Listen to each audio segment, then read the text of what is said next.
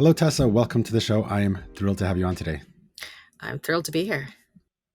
Very cool. So, we've been talking mostly with software startups, and this is the first hardware company that we're featuring on the podcast.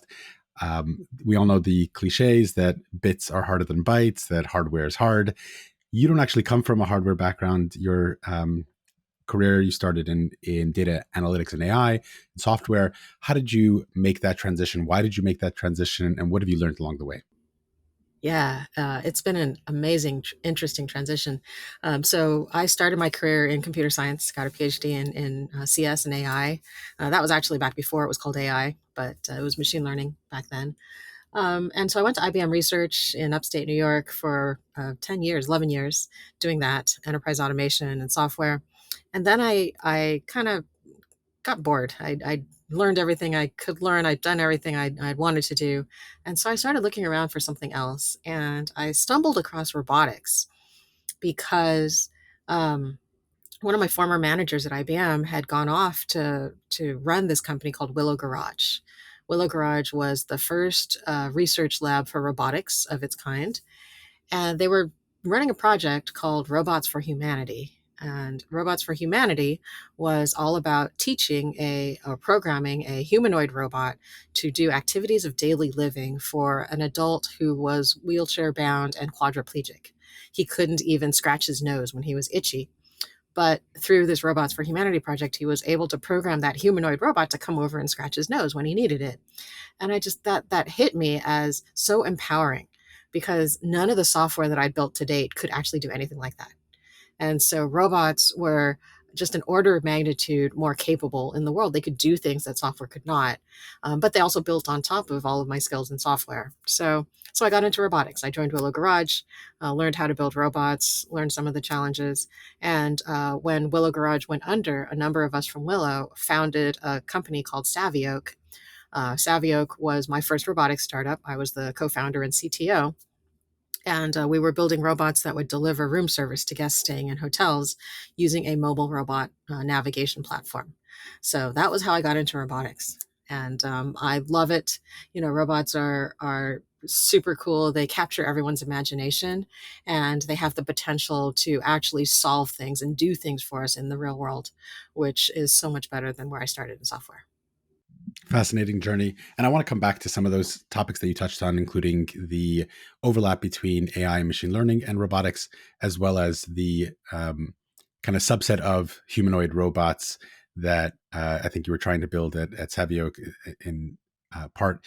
But why don't you tell us what is Dusty Robotics? What do you guys do, and who do you serve?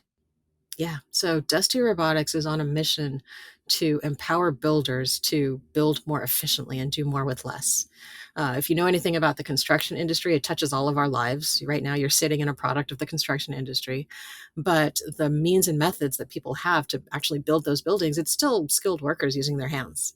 And the efficiency of the industry hasn't really changed in the last 50 years. In fact, it's gotten worse. And so there's a huge opportunity to bring automation and robotics into this industry to help us build houses cheaper, faster, with less risk. So what Dusty does is we've identified several problems, and we're focusing on one specific problem where it's done by people, but it's really much better done by robots. And so the problem we're tackling at Dusty is that when you design a building today, you're designing it in software and you come up with a full 3D model of the building. And then you ask people to crawl around on their hands and knees using string and chalk to mark out that design on the floor. Not so surprising, that's really hard to do. It's very painful on workers. And so they do the minimum necessary. And as a result, 95% of the information in that digital model never makes its way out into the field. It's lost, it's not used for construction. So Dusty actually solves this problem by taking that entire model, bringing it out into the field, which allows everyone in the field to have a much better understanding of what they're building, where they're putting it, why they're doing it, what everyone else around them is going to be doing. So instead of working off of the minimum amount of information necessary to build, they're working off a full, rich plan and drawing set, along with the ability to link to more information in the cloud as they need it through QR codes. And the problem that solves for our customers is It's really easy. It's accuracy, it's communication, and it's speed. Accuracy, which is that you know exactly what you see on the floor is exactly what was in your model. There's no question. You can trust that it's what you want. Communication, because you can see what everyone else is around you is going to be doing. And so instead of fighting over who does what and who made that mistake, you don't have those mistakes. You don't fight. It's a safer, more efficient, streamlined job site. And speed, because robots are just so much faster than people. Um, Robots don't stop to take breaks. They don't have a cigarette. They don't show up sick for work. And so they're just out there doing their job day in and day out.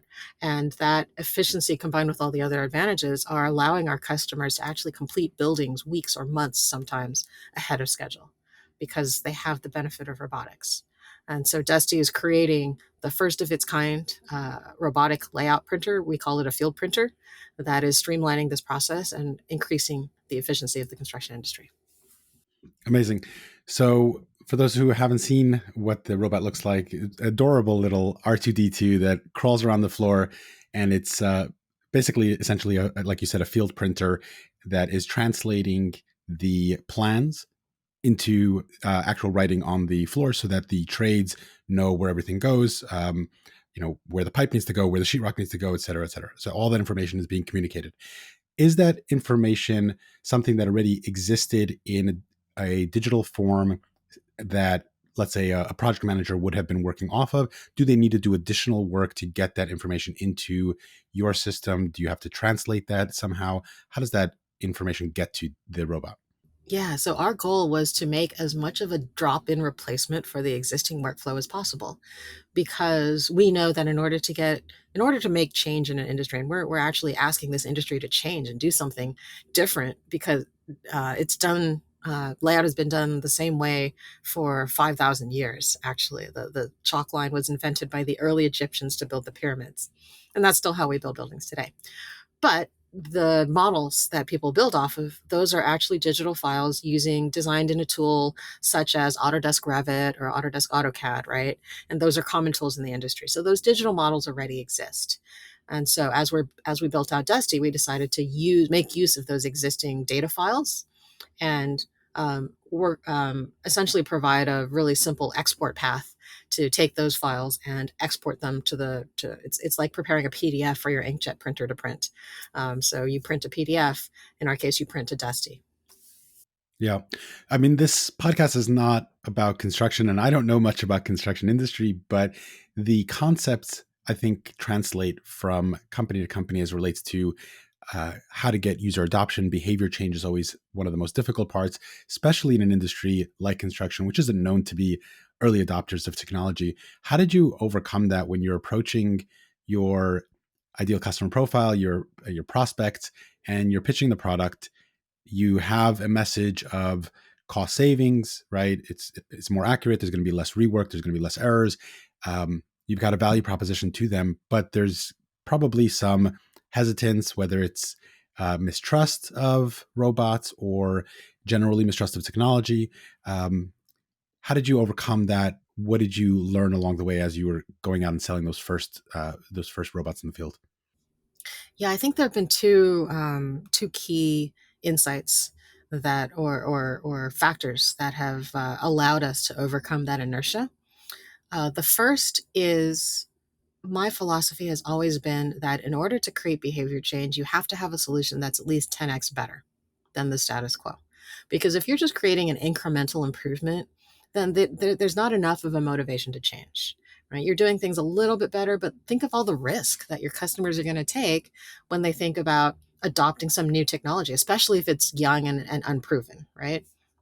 And so from the start, we've established that our system is 10x better. And that's measured in a number of different ways. It's in terms of accuracy, because robots don't make mistakes. It's measured in terms of speed, because robots are just so much faster than people, right? And those are easy to show, to demonstrate to our customers that, yeah, of course, it's accurate. Yeah, of course, it's faster. And so with that 10x improvement, we've been able to convince people that they should try this out, because they're going to get so much benefit from doing it our way versus the old way that they've already done it. The second factor or insight is competition. That you might be surprised by that, but HP came on the market with their site print this year, and when that when that started happening, we noticed a distinct shift in the kinds of conversations we were having with prospective customers. Before HP, it was, yeah, I'm not sure that this thing works. I got to see it to believe it. Maybe this robotic layout thing is real. Maybe it's not. I don't know. I'm skeptical. After our competition emerged, suddenly it was different. It was, oh, well, I guess this is a real market because of big players in this space now. They're building the same product that you guys are. Now I get to look for the market leader and I get to pick one. And it's not a question of if automated layout is going to be adopted, it's which one. And that has validated the market for us, and it's allowed us to help keep pushing forward into this industry, because now everyone is accepting that this is going to be a thing. Of course people are going to be using automated layout in the future.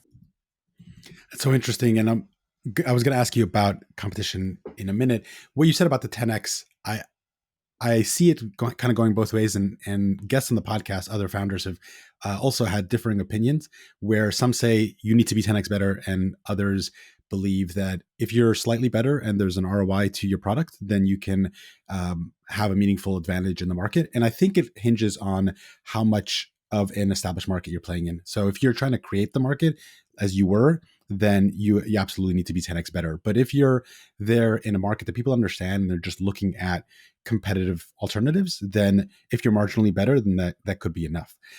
Speaking of your competition, I guess it's kind of a double-edged sword, because HP is doing a lot of the customer education for you right now. But on the other hand, your startup, HP, has got hundreds of billions of dollars of revenue that they and brand that they've built up over decades. How do you think about competition from the big guys and also some other robotics companies that have emerged that are doing similar products as well? Yeah. So if there are other startups out there listening to this podcast that are worried about big companies coming into their space and competing with them on the same grounds, this is what I would say. Um, in our case, HP is a big company. They're an enterprise. They've been around the block a number of times. They have a lot of resources at their disposal, but they also sell and market thousands of products. This product is one of many that they sell. And so that is meaningful, because for Dusty, our product is life or death. If we aren't successful, we die. And so we are much more motivated to solve this problem than HP is, or that any of our competition is. So what that means is that we have a laser focus on exactly what we need to do to be successful, right? We are very customer centric. We are customer first. We are focused on solving the problems. We are not focused on just building another consumer grade product. We are focusing on solving the problem for our customers. And that's a very different business model than our competition has. If they are just in it to create a commodity and sell that commodity, then that puts them at a disadvantage when a customer doesn't want to buy a piece of hardware. They want to solve their problem. And because we understand that and we're focused on that. And what that means is that, yeah, the robot that we built is one way that we solve that problem, but there's all these other components. There's all these other parts of the puzzle that our competition is not even thinking about, and that we are focusing on and we are solving, because we understand our customer. We know what it takes for our customers to be successful. And yes, hardware is one part of that, but so is this piece of software and this piece of software and this process improvement and this workflow. And we are putting together a package that ties all of those things together. And that's what we deliver.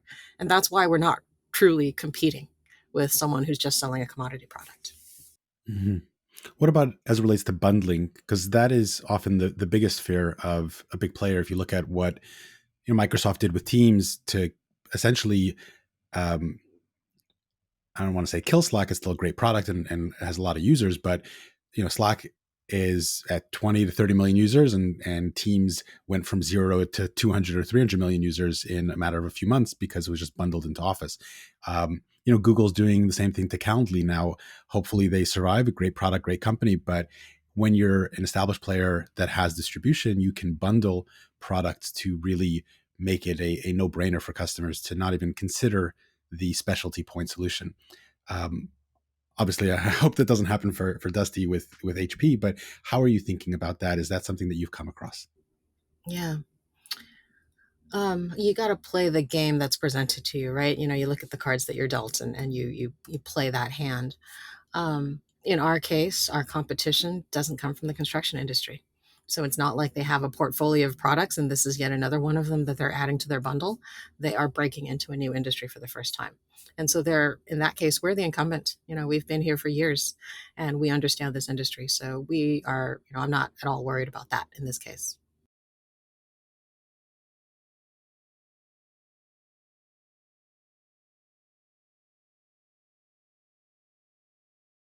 Okay, fair enough. Let's look at competition from one more angle. There's the current status quo, which is chalk. Obviously, we all see, even some people who are, myself, not in the industry, understand how that's inefficient and prone to inaccuracies. Then you've got Dusty pioneering a new method of digital printing in the field with robots. And you've got competitors out there that are rushing to do something similar. If you fast forward, I don't know how many years out, could there be other competitive alternatives like, for example, VR goggles? So if every trade person on a construction site is using VR goggles, they don't necessarily need to have writings on the floors or walls or et cetera. It's all there on their heads up displays. Is that a future that's near? Is that a competitive alternative that you think about? How do you consider that? So what I'm seeing with AR technology today is that it's not precise enough for construction. It's fine for video games and for, navigating information. It's not precise enough to build at the resolution that the construction industry needs because things need to go down with better than an eighth of an inch accuracy. And the drift that we have currently with AR is not sufficient. So I see it as being a little ways off. There's other factors that are going to impede the adoption of AR as well. One of them is, I will be honest, there's a dorkiness factor to AR equipment, and construction people care how they look. And if it makes them look like a dork on a construction site, they're not going to use it. So that's another factor. And I think another factor which people might overlook is that you got to look at the cost of these things. And on a typical construction site, let's say you're building a hospital, you might have 2,000 people on that site. Are you going to spring? Who's going to spring for 2,000 pairs of AR goggles for everyone on that job site to use in order to see what they're supposed to do? Right? That's really expensive. And so you think of the actual cost of deploying a solution like that. You have to think about the realities of how are you actually going to operationally deploy the solution? And that doesn't seem realistic to me. Much easier to use one robot, print all that information on the ground, that everyone can see it without specialized hardware. That makes sense. Let's go back to some of the early days of Dusty. When we first spoke, you told me that your journey was choosing the market first, problem second, and product last. How did you go about doing that? Why did you choose construction? How did you come to, the field printer as your initial foray into the market? Yeah. So I'll tell the longer version for your audience because I think you'll appreciate this. So when we started Dusty, it was my co-founder Phil and I, and we were coming out of a Savioke, another robotics company, which wasn't really getting traction in the market. And so we wanted to find an industry where we could actually find product market fit and see that amazing growth that successful companies have by creating a product that the industry actually really needs. I didn't know anything about construction, but I was in the middle of a house remodel. And so I'd hired my first general contractor, and he was sending people to my house with hand tools, doing construction on their hands and knees. And I was horrified because it was so inefficient and it was all manual labor. And, I come from automation and robotics, and I'm like, why aren't there any robots doing these jobs? It was so inefficient because none of the automation that we're accustomed to seeing in other industries have made its way into construction. So I started looking at the industry, and I bought a hard hat, bought some steel-toed boots, networked my way onto construction sites and started talking to superintendents and foremen and project managers and learning about this industry. And the more I saw, opportunities where automation could come in and streamline the process. And so the search for the problem was basically a lot of interviews, customer discovery that I and Phil were doing with people from the industry. As they were teaching us about this industry, we were proposing solutions to them. And I learned early on that if you ask a construction worker, what kind of robot do you want? They're going to give you, I would ask 10 people and I would get 12 answers. And the vast majority of those 12 robot ideas were not buildable. They were not feasible using current technology. And even if they were feasible, they weren't very valuable because people typically come up with, I did this job when I first started out. I was a teenager and I got hired to do this like really low paid work. They hired me to sweep this whatever, right? And so they want a robot to do that job because they hated that job. And the problem was, well, if you can hire a teenager to do it at minimum wage, it's probably not a good business to build, right? So instead of listening to our customers and asking them what they wanted, Phil and I would come up with hypotheses. We would say, oh, it looks like you're doing you're doing this thing. What if we gave you a robot to do that instead? And the problem with that approach is that no one wants to pop your bubble. No one wants to tell you your robot idea is a bad idea. And so everyone would say, oh, yeah, that's a good idea. I know someone who might want to use that. Right. And that's kind of the kiss of death for any product idea, because if they don't need it, then it's always someone else's problem. You're never going to get your customers. And so we started doing A/B testing. Instead of presenting someone with one idea, we would say, we have two ideas. What do you think of this idea versus this idea? And that way, people are able to open up more and say, oh, okay, that's an idea. That's an okay idea. But this other idea, I like that a lot more. Right? They don't have to tell you one idea is crappy. They can just tell you which one they like better. And so we followed that process, that methodology, and we iterated. We had like 12 different ideas of robots that we could build for the construction industry. We tested them all with various people, and we actually ended up at the idea that we have now. So were you testing actual prototypes or just simply telling them a story about it? Yeah. We would tell them stories. Yeah. We didn't actually build anything because I didn't want to actually build anything until we knew what we were going to build. Sure. And with hardware, it's extremely hard to be iterating on completely different products and to find that product market fit, because at that stage, it's really just about shots on goal, right? Mm-hmm. You have limited time, limited cash, and you have to use that wisely. And if you are building prototypes that you're going to throw away, that's a waste of your time. Yeah, I love that A/B testing, so to speak, of giving them alternatives, because people will tell you what they want to hear often when you're doing user feedback, right? And that's why when it comes to even software startups, asking people, would you use this? Almost always people say, sure, sure. But if you ask people to start paying for it, it's a different story. That's when you have product market fit, when people are paying for it and they're not churning, right? It's not when people say, oh yeah, that's so cool, I love it. Exactly. But it's hard to get people to pay for something that doesn't exist. And so you have to find other ways to do that kind of testing before you have the physical hardware. I love that. So you were A/B testing different ideas to get a relative value and get their feedback and opinion. How'd you go from there to deciding this is the one, we're going to go all in on Dusty's first product? Yeah. So I'll tell you two stories there. We went through this iteration phase, and actually at the time that we got our first pre-seed investor, the best idea that we'd come up with at that point was a vacuum cleaning robot. This is actually why we're called Dusty Robotics, was because I thought we'd be sweeping up the dust on construction sites. And it still works. Construction sites are dusty, Exactly, right? I figured it was a cute name and we love it. It's very dusty, very us. And so we thought we were going to be building a vacuum cleaning robot. So Phil and I, we actually spent a day on a construction site sweeping and measuring the density of the garbage that we would have to suck up and trying to figure out like what the specifications would have to be for a vacuum cleaning robot. And as we were doing that, we saw marks on the ground. And we asked our host, well, what are those? Where did those come from? And then they explained to us the chalk line snapping method and the layout process. And we were like, well, what if we build a robot that could do that for you instead? And their eyes lit up and they were like, oh my God, yes, I would pay you for that. And that's kind of when we knew we had the idea. And so we kept testing it. Would you prefer a vacuum cleaning robot or a layout robot?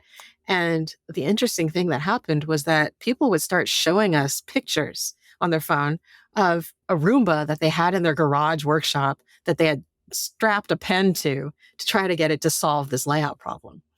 And so we knew we were onto something because people were actually spending their own money and using their own weekend time to solve this problem. It was such a pain point for them that they were trying to solve this problem in the only way they knew how, which was cobbling together existing bits and components and trying to build something. And so that was about, when we started hearing those stories, about 25% of the people we talked to had something like this in their garage. That was when we knew, I think this is it. We're going to build this product. And so we started buying hardware. That was October of 2018. So we bought our first piece of hardware and started writing code to make the robot go. And that's how we got started. Fascinating. So how did you go about with sales and marketing in those early days? Was it just knocking on doors? I can't imagine a more different industry from, being in the Bay Area, tech companies to selling to construction sites across America? How did you go about that? So we have always built in public, and I do not believe in stealth. So we had a website from day one, even though we didn't know, everything about the construction industry or about our market or about the product. We launched that website. I built it in Wix with just what we thought it would be. And when you're a startup and you don't have the full product developed yet, especially in hardware, because it takes a while, you have to project the image of being farther along than you are, right? You don't want to tell everyone, oh, this is a prototype. It doesn't really work, but we'll get there, right? You want to create that fiction that you're a real company. You've got a real product and it's being used, right? Because that's what gives your customers the confidence to go with you and buy it and, become customers, become bigger customers. They don't want to take a risk, especially in construction where there's a lot of hesitation, skepticism around new technology. You want to present to them the facade that this is real, that you're not doing pilots, you're selling a product, right? And there's a lot at stake, right? Cost and safety.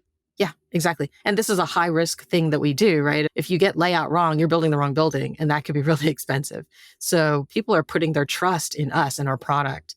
And so we have to be mature enough, appear to be mature enough to warrant that trust, right?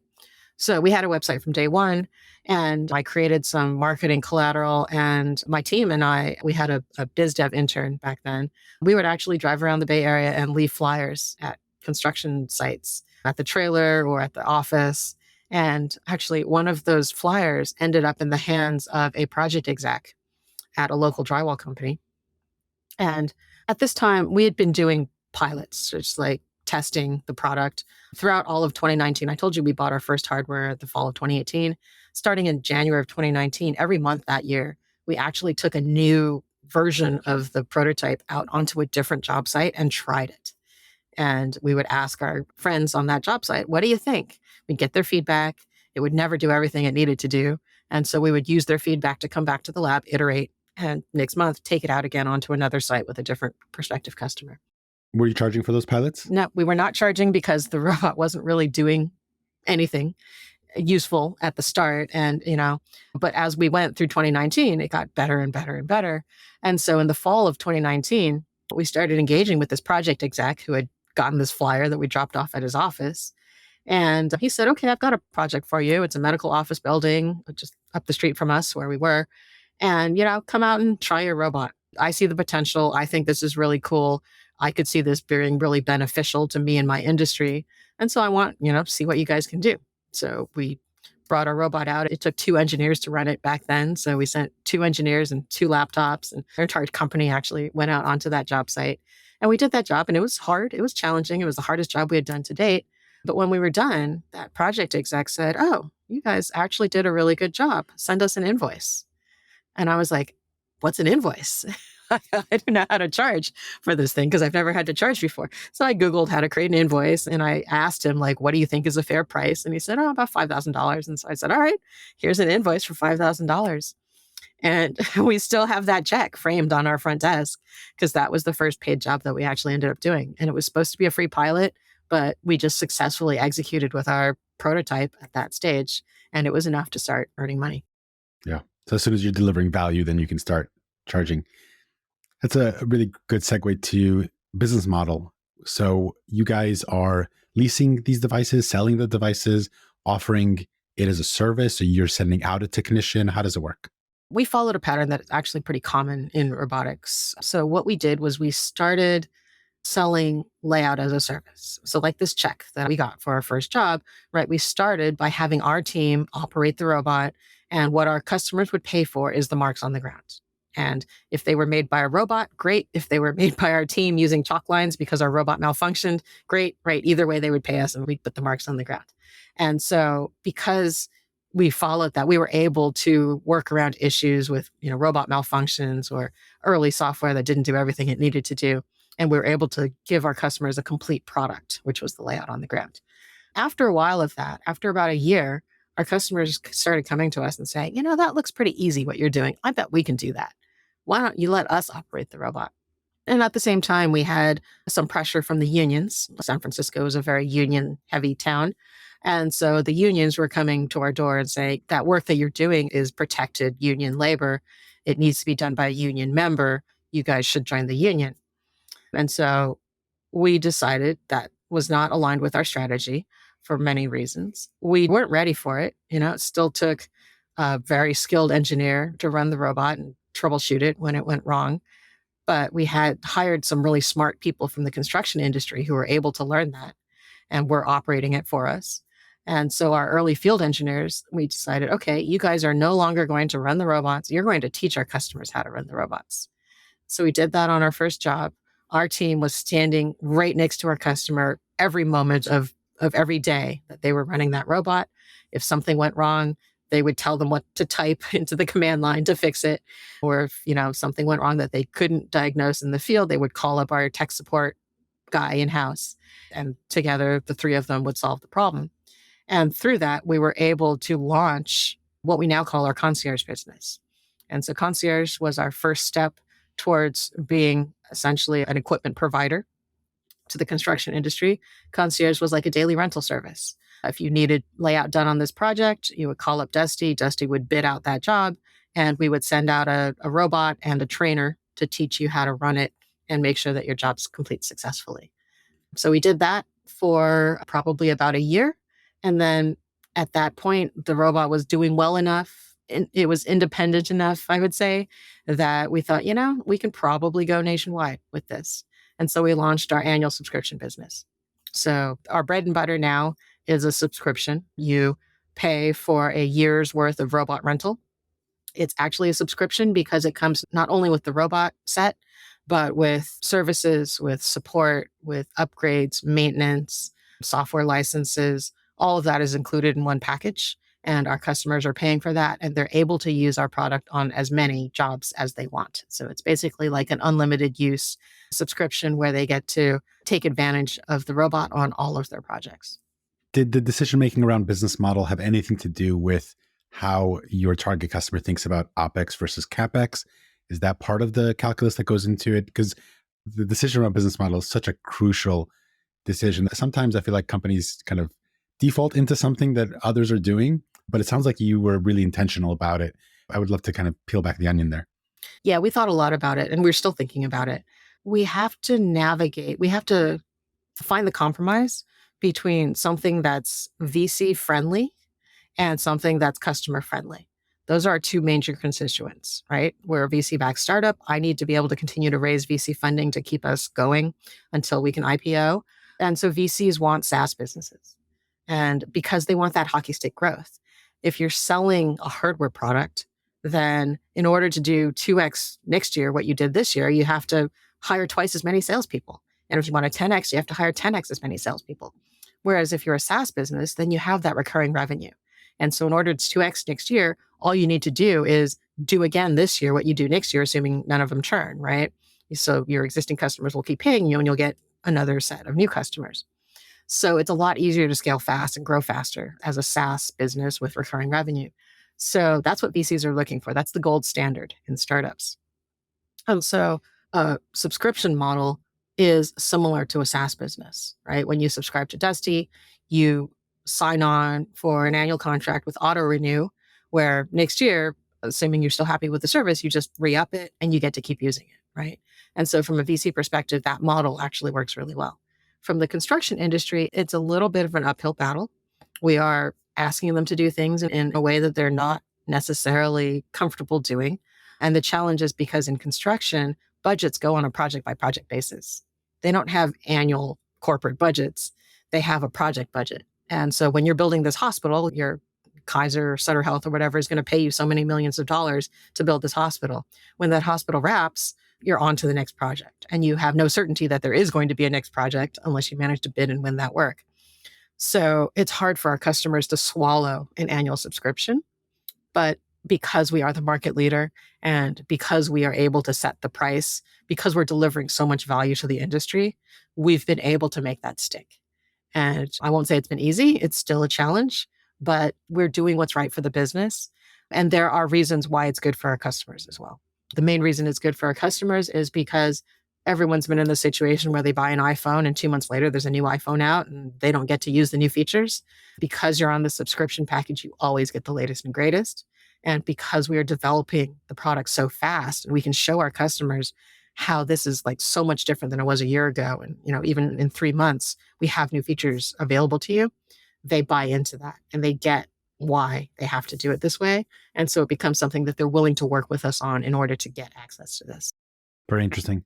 Are you continuing to experiment and looking at new models in the future, or do you feel like you're kind of settled into what you think will be the model for at least the foreseeable future? I would say yes and yes. We have a model that works, and so we're going to keep doing it. But I'm always looking at like, how do we do this better? Is there something that we could be doing better than what we're doing now?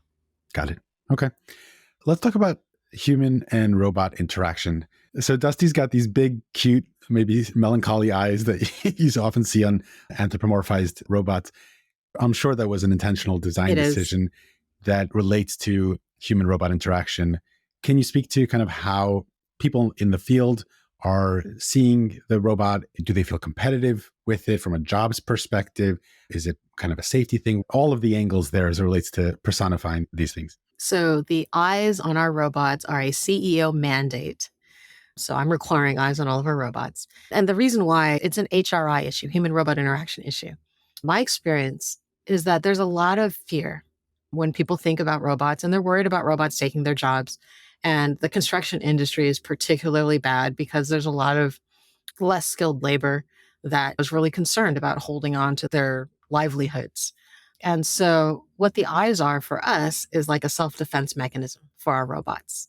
They make the robot cute, and they're just like, babies that they're born with big eyes, and they're cute so that you love them.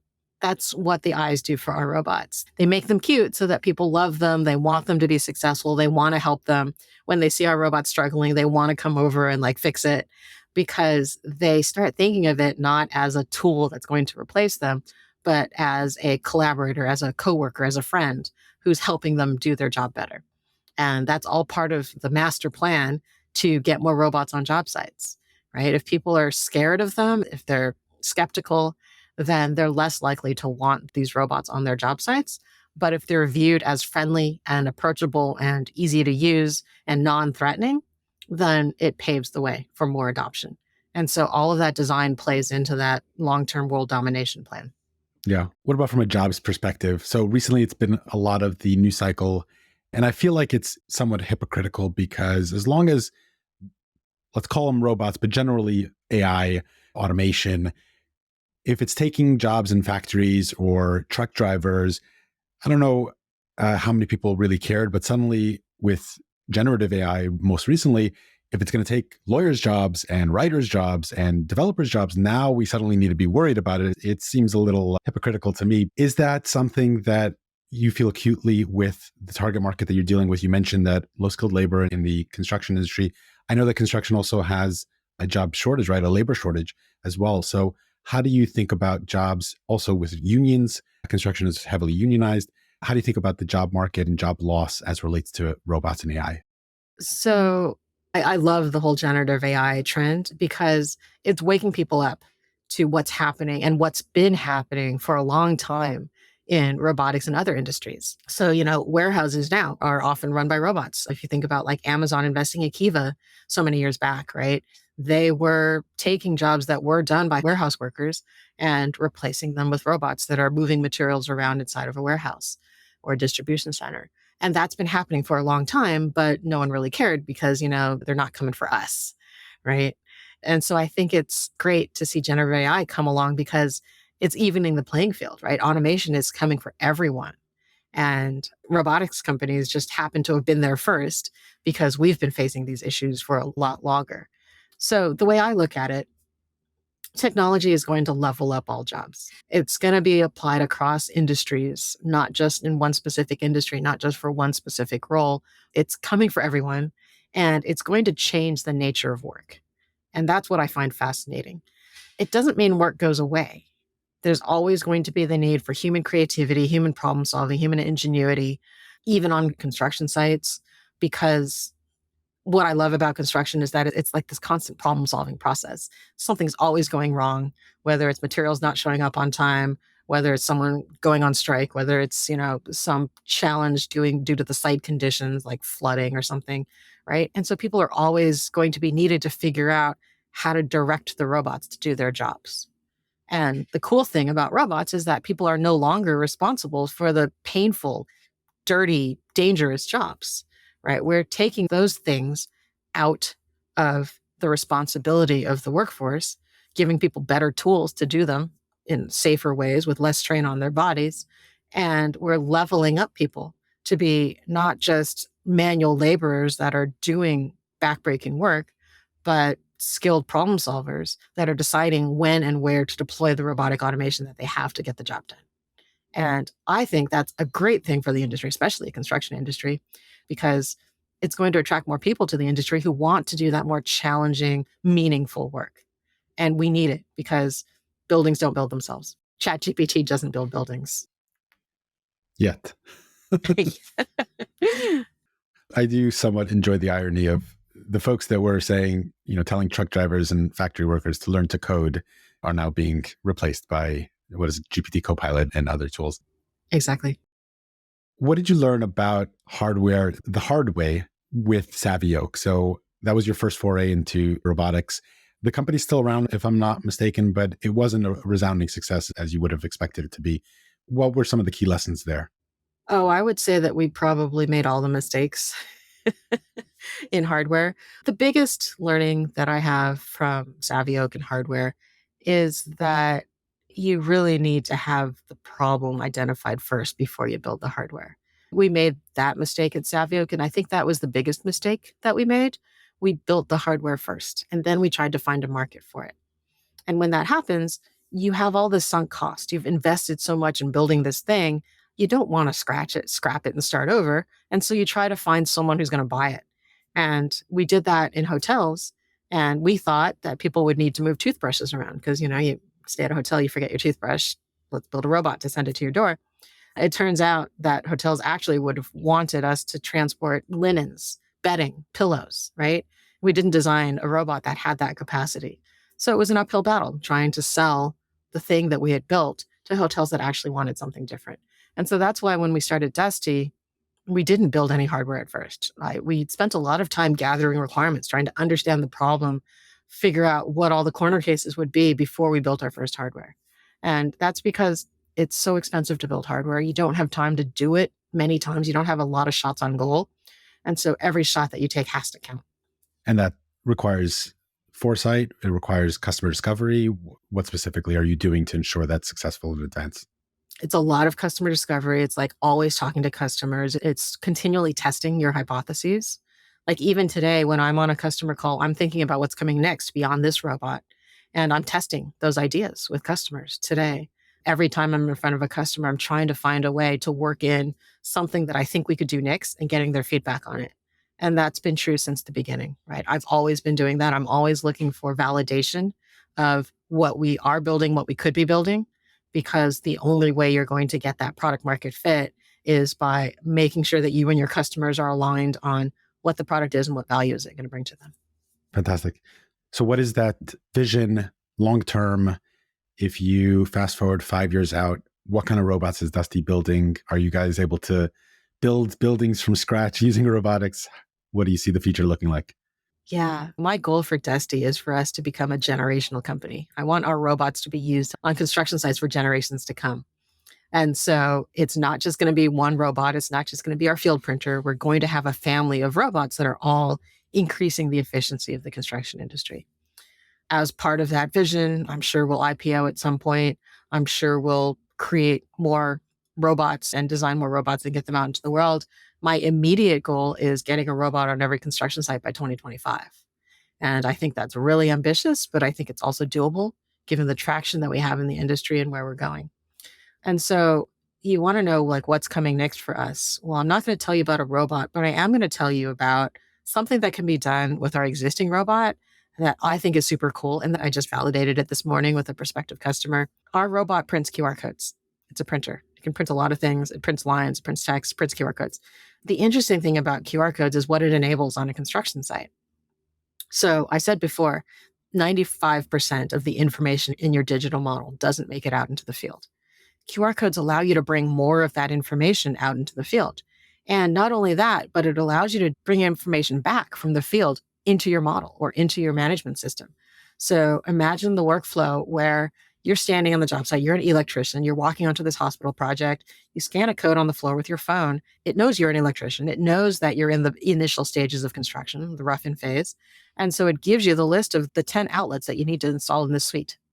And so there's your checklist. As you install those outlets, you're checking them off in this app.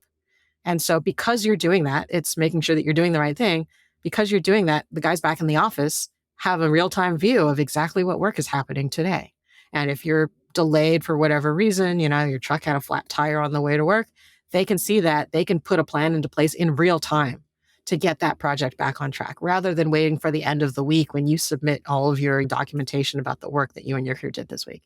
And so that is going to massively speed up construction because it's making the workforce instrumented and making it possible to see what's going on in real time, which they don't have today.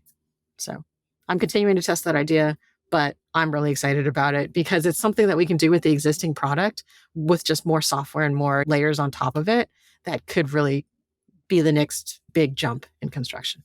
Absolutely. Well, folks, you heard it here first. I think it's a fantastic idea. I'm loving this. This is all fascinating stuff, but we do need to close out with our traditional lightning round. I'm going to ask you a few questions. Let me know the first thing that comes to your mind. Sound good? All right, go for it. All right. What's one book, podcast, and or newsletter that you find yourself recommending most often? For startups looking for product market fit, I recommend Steve Blank's 4 Steps to the Epiphany.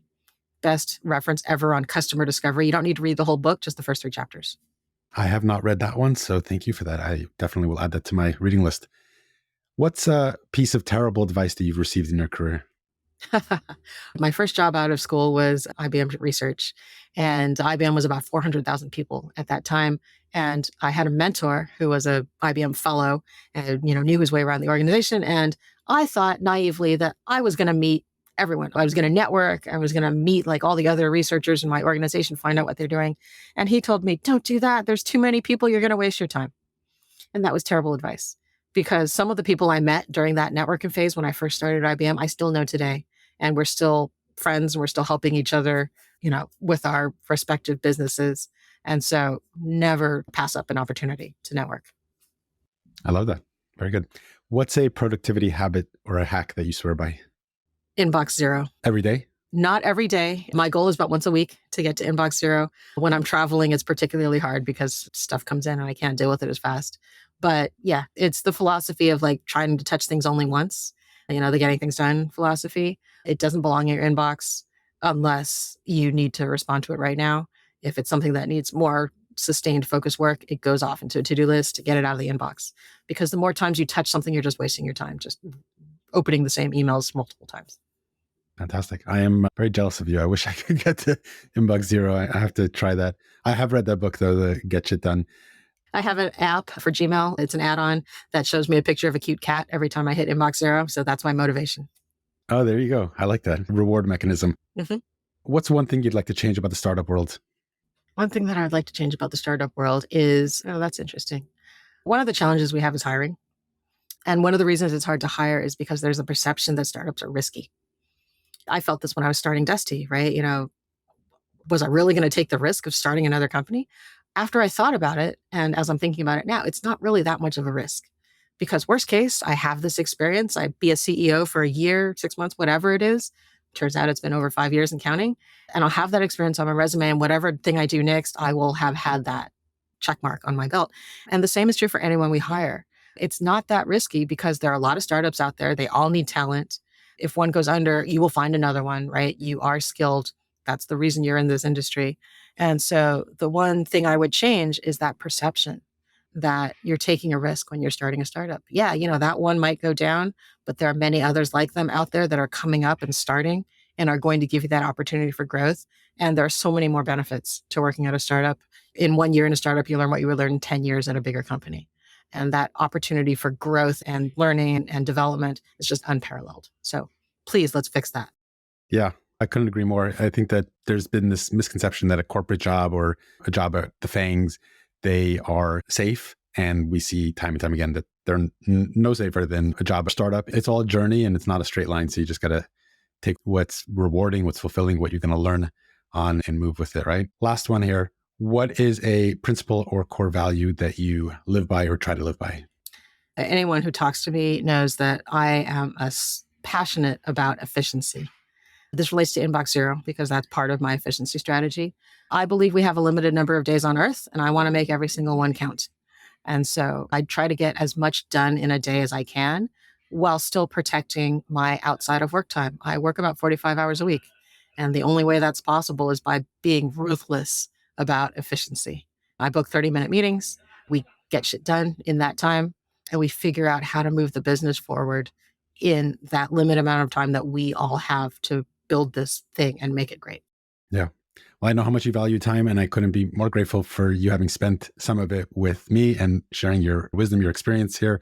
If you can close us out, share with us, how can people find you if they want to continue the conversation, and any additional thoughts or advice that you want to leave us with? Absolutely. So our website is dustyrobotics.com. Check us out. We've got a YouTube channel with lots of videos of cute robots on them, as well as customers talking about why they love them. And you can find me on LinkedIn or Twitter. Awesome. Well, thank you, Tessa. I'm wishing you tons of success and appreciate your time here. Thanks so much. Absolutely. This was fun. Talk to you soon. Talk to you soon. Bye.